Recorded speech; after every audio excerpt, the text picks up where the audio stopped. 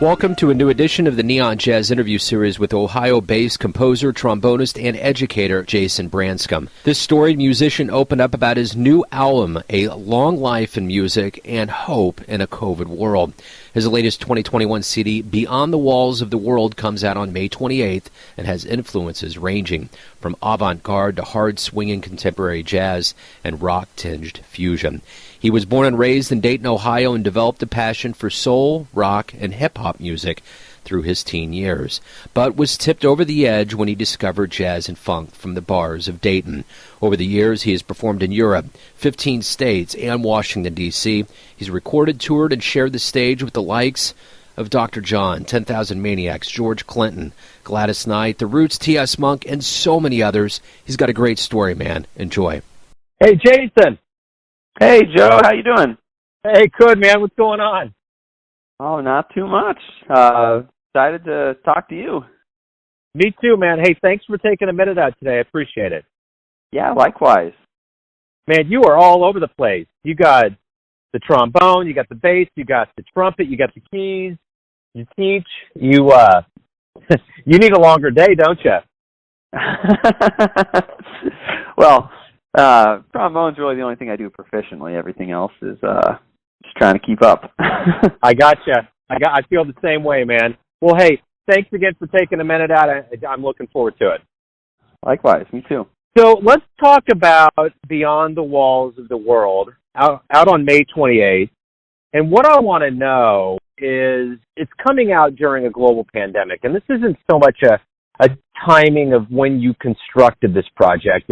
It's coming out now. What are your thoughts on the world getting your music at this time? 2020 obviously was a unique year for all of us. And 2019 was a unique year for me. And that, I was just kind of coming to terms with a lot of, for lack of a better term, kind of just bad habits, bad thinking habits, I had developed and over the, kind of the couple of years going up into that. And I read an incredible essay. It's actually by J.R.R. Tolkien, the guy who wrote The Hobbit and all that, and Lord of the Rings. An essay he wrote on, it's titled On Fairy Tales, and it's on fairy stories. And, it's all about this idea of, we think of fairy stories as, kind of this children's genre where, we can kind of keep kids entertained and, kind of keep them out of just keep their imaginations moving along.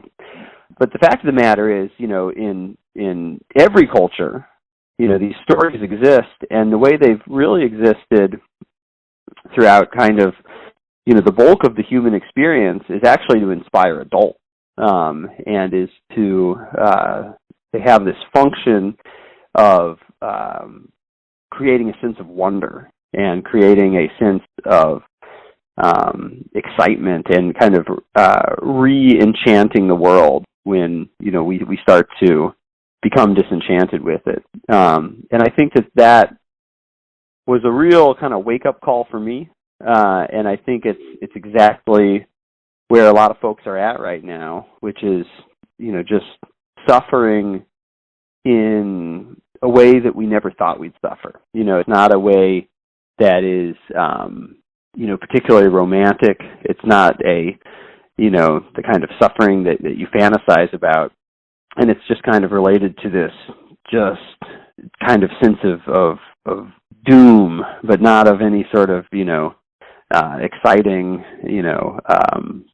save the world type situation. And one of the things that I really hope people get out of this album is kind of having that re-enchantment and wonder of, even though there's all of this horrible stuff going on, related to the pandemic, there really is a lot to be amazed about and a lot to, have a sense of wonder about. To add a layer to Tolkien and the lore of all of that, I heard that he constructed these stories because he was tired of the fact that there weren't any more, tall legendary tales to tell his kids, and kind of, went along as he did it and would read them bedtime stories, and this is what he came up with. Absolutely. Absolutely. You know, And you know, if you read the Lord of the Rings too, I mean, it also, you know, addresses, you know, some really pretty intense and dark themes. You know, as I understand, you know, when Frodo and Sam are going through the swamps or whatever, I mean, that's a lot of him, you know, recalling the Psalm, you know, and being in that battle and, you know, seeing all those dead bodies and everything. And that's obviously kind of a very specific context. I'm hoping to bring this into kind of a broader context, kind of more of a multicultural type context, because obviously, you know, these type of stories exist in every culture, and not just kind of in that specific tradition that he's coming out of. you know, every album or every artistic creation, there's got to be a level in the creator that thinks about what the listener and what the receiver is going to get from this. What are you hoping those that buy or download this album get from this artistic experience?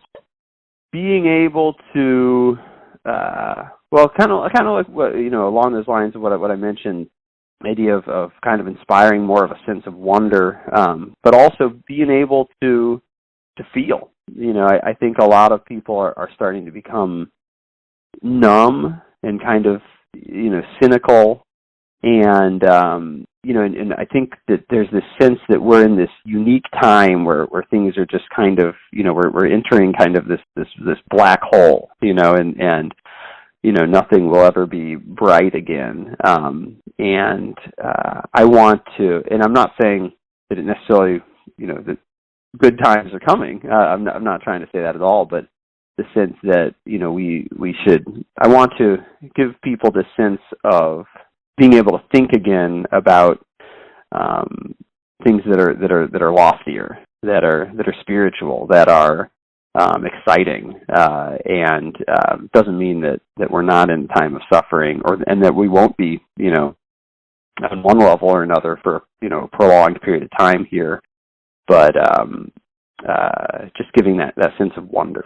What are you looking forward to getting back to the most, say, pre-March 2020, the life that kind of went away abruptly? What do you want to see come back? What do you want to indulge or get back to? Well, certainly playing gigs. Yeah. I mean, you know, obviously there have been, you know, decent amount of musical outlets. I recorded this whole album during, you know, the pandemic, and you know, we were able to, you know, socially distance and be safe and still actually do real-time recording. I'm really grateful for that. With this, I mean, it is, you know, it is a jazz album, you know, in that, you know, we're, you know, it's very interactive in that sense. But I've been able to do a lot of other recording, you know, record separately from other people. But it's really nothing like, you know, being in a club and actually being able to make that connection with fellow musicians and be able to make that connection with the audience, and you know, taking them out and, you know, seeing their friends more and being able to socialize and just experience, you know, the life of being a social human being. What do you hope we all realize, both audience and musician, about this long time away from live music when we get back to it? What do you hope we appreciate or take away from this? You know, obviously, I think people have been very vocal in the shows that I've been able to safely do coming back. Audiences have already been very, very appreciative. So I hope that, you know, that keeps up and that people still remember it. I've really actually kind of, you know, enjoyed the reception, you know, that I've had from audiences in that regard. But I would think on a deeper level, at the same time, I think there's kind of it could go one of two directions. One, you know, more and more musicians are realizing, hey, you know, we can record, you know, with people all over the world, and that's great, you know, and make, you know, put things together in a DAW and, you know, make these tracks with having ever been in the same room. And that's really exciting on one level, but obviously it doesn't replace the interactive element, the connective element of actually, you know, being able to respond in real time. And so I think that when we get back to a situation where people can hear more and more musicians respond to one another in real time. And for that matter, with the audience, I hope that, there's a kind of deeper long-term appreciation. Both myself, that, I'll appreciate that more after this time, and that other folks would as well. So you're from Dayton, Ohio. Talk to me a little bit about, growing up, how music became your life, kind of your childhood. Yeah, I grew up in Dayton. For any of your listeners maybe that aren't familiar with the area, I mean, so many huge funk bands came from there. That's where the Ohio Players is from. Zap, Slave, Lakeside, Phaso, Sun, Dayton. These are all groups that came from Dayton, and either in their own right, were very influential, but definitely once sampling, came about, in particular, once G-Funk, became really prevalent in the West Coast. I mean, there's so many of the guys I grew up around, are actually the musicians on those tracks. So when I was younger, when I was really growing up, I mean, I kind of listened to what you'd expect of, a kid in the 80s and 90s. My parents were into, Motown and kind of older rock and roll and R&B and so forth. And I grew up, listening to hip hop and kind of more contemporary music at that point in time. And I really, didn't discover jazz till kind of later, when I was, compared to a lot of people that, pursue jazz music, professionally, I was like 17 or so, and I had been going down on East 3rd Street, this place, Jazz Central. Yeah, I was actually too young to get into a lot of those clubs. I was sneaking in. I was, seeing a lot of musicians. The scene was relatively segregated, but I was kind of sneaking into both types of clubs, and just, got bit by the bug, and I really kind of fell in love with jazz music at that point in time. Moved to Columbus, and by that point, there's incredible. I mean, I think he's probably the most underrated saxophone player I've ever heard, Eddie Bayard. But I was doing some of my first gigs with Eddie Bayard, but he would go back and play with a lot of the Dayton Funketeers, and that's where I actually kind of first met those guys. But we were playing, for lack of a better term, like a juke joint kind of gig, where it was, we'd play tunes like Stanley Turrentine's Sugar and a lot of lesser-known Eddie Harris tunes and that kind of thing. And it was a combination of funk and jazz musicians, and that was really where I got my start, and ended up going a lot of different places after that. But it's interesting. I never really got into the Dayton scene until after I moved to Columbus, which, hour and a half or so away. So what was more specifically geared towards jazz, what was the first live jazz show that really made you think, that's what I want to do with my life? Oh, man. Actually, I mean, it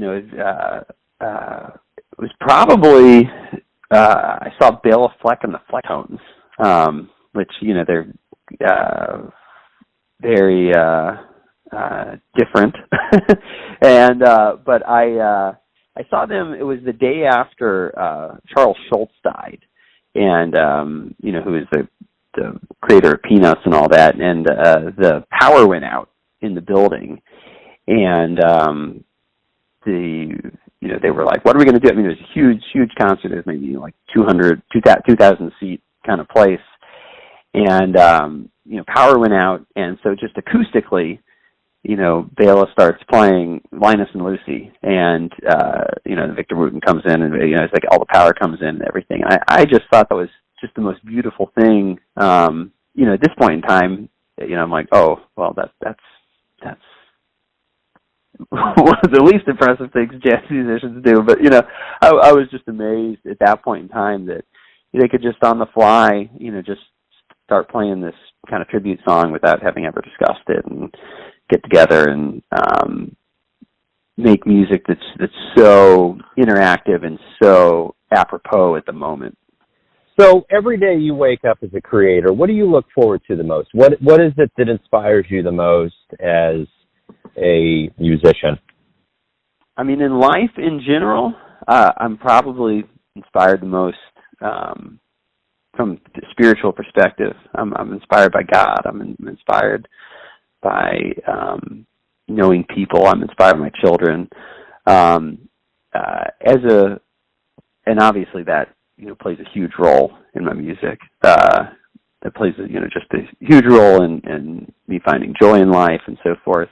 But but as far as kind of specific devices, specific ideas, I think they come all over the place. I feel like in recent years, my relationship with the guitar player who's all over this album, Brandon Coleman, who's just brilliant. Brandon has exposed me to so many kind of new ideas, ideas that he's developed that are based off of, the music of the likes of, Ben Monder and Mark Turner and things that are kind of coming out of that type of scene. But I draw from all over the place. On the album, there's a whole series of compositions that are all named after trees. And those are all canons. I had read a book about J.S. Bach, and I never really had at that point studied Baroque music, and I was, this whole idea of imitative counterpoint was just exciting to me, and so those tunes are all.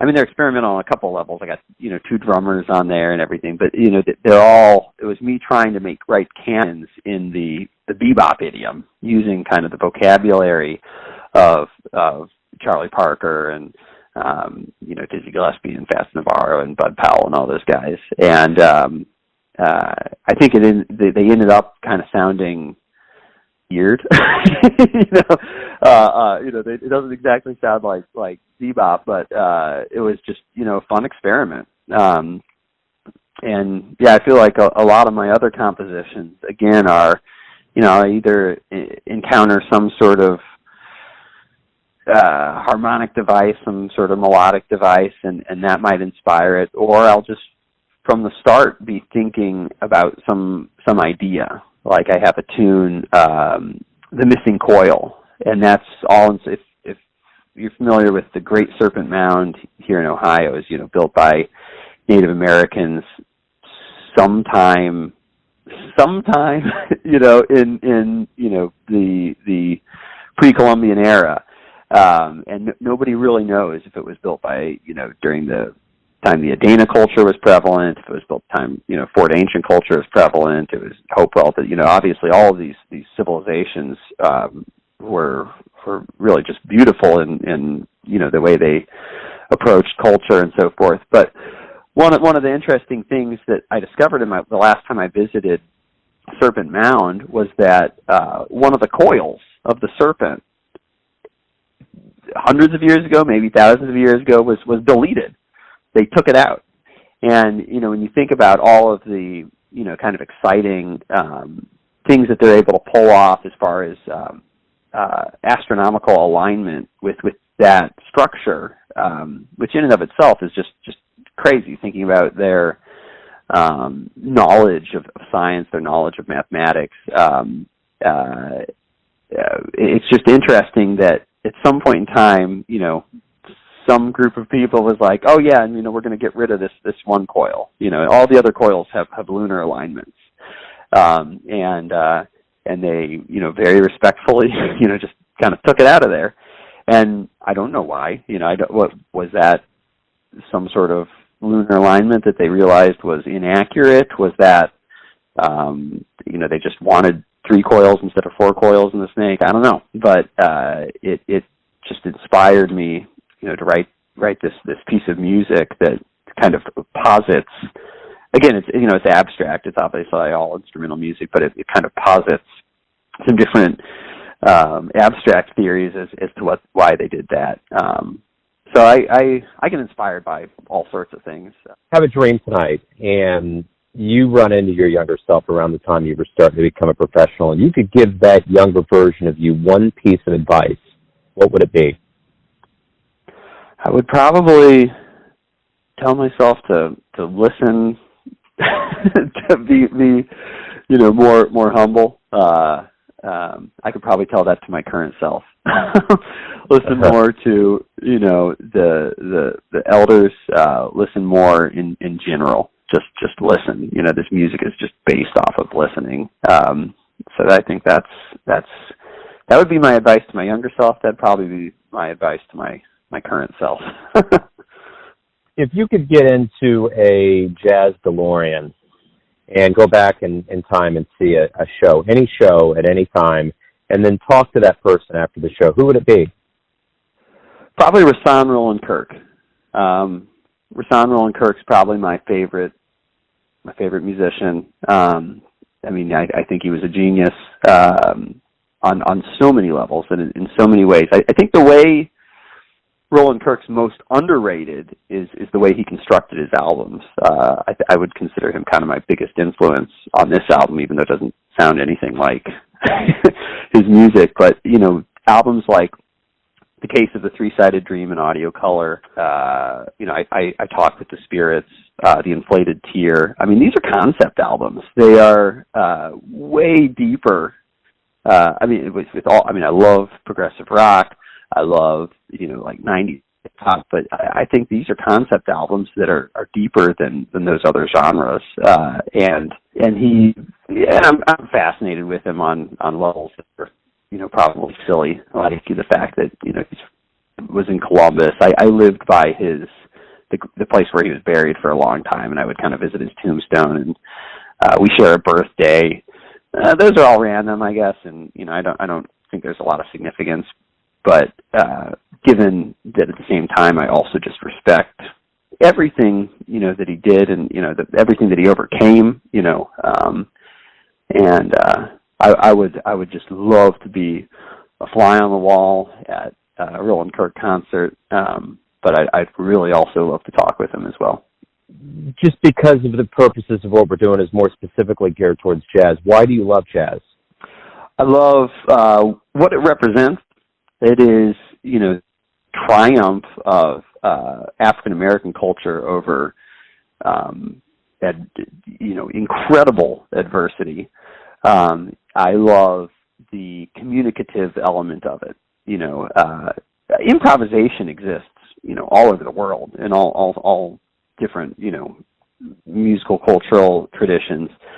But the dialogue that has, especially, just as the decades have rolled on, developed in jazz music, the interactive element of it, the interactive improvisation is just, from what I've heard, unparalleled. And there's nothing it's just so exciting. And of course, there are so many different innovations. There's so many just different creative ideas that people have contributed. Some which are obvious. Every jazz musician is expected to be able to, deal with the quote Coltrane matrix, and be able to navigate that type of chord progression. But there are so many, kind of unsung innovations, ideas that Eddie Harris brought about, that are kind of touched on here and there, or all sorts of other innovators. All this to say that I love the fact that it's just so deep and rich. There are so many different ideas that you can't really ever kind of plumb the depths of it. So everyone has a perception of you, your family, your friends, your fans, your students, but ultimately you're the one living your life. Who do you think you are? At the end of the day, I like to think, I think the thing that I should think of myself most of is as a child of God, as somebody who is loved by the Creator. That would be kind of the number one thing. In the day-to-day practice, do I demonstrate that I really believe that? I don't know. But that's what I feel like I work towards. Wonderful. Jason, thank you for taking some time out for Neon Jazz today. I really appreciate it. Yeah, man. I really appreciate talking to you as well. Thanks for listening and tuning in to another Neon Jazz interview, where we give you a bit of insight into the finest cats in Cincinnati, Kansas City, and spots all over the world, giving fans all that jazz. And thanks to Jason for his time, music, and story. If you want to hear more interviews, go to Famous Interviews with Joe Domino in the iTunes Store. Visit neonjazz at youtube.com, and for everything Neon Jazz all the time, go to the neonjazz.blogspot.com. Until next time, enjoy the jazz, my friends.